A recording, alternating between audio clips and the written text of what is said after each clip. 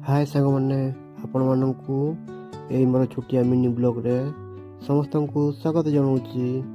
तो चलतु आज आम जा सिमिलीपाल अभयारण्य को ये आम गोटे झरणा देखापी जाऊे जो झरणार ना हूँ टुंकी वाटरफॉल। तो फास्ट टाइम मु मो निज आखिरे पाखर वाटरफॉल को देखी बहुत एक्साइटेड अच्छी। तो आसी पहुँचला बेलू गोटे दुकान पाखे छिड़ा से गोटे प्रजापति कड़ू आसिक मो हाथ उपर चढ़ीगला केते सुंदर भाव में मो हाथ उपर बसुची। से बाहर की सांग मैंने आम पुणी आग को बढ़लु। आग को गला बेले आगे देखलु पूरा कला मेघ तापरे नील आकाश भी देखा जाता सुंदर। हेल्ले एपटे डर भी लगुला वर्षा आसबार भय भी थिला।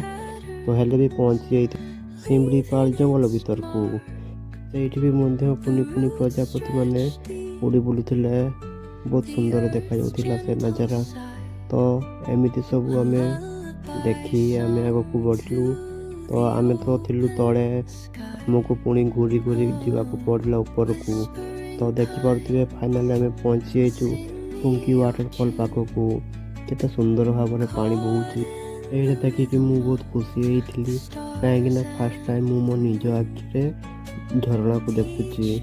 मो सांग मैंने किसी समय बितेला गाधे बाधे फोटो उठेलु।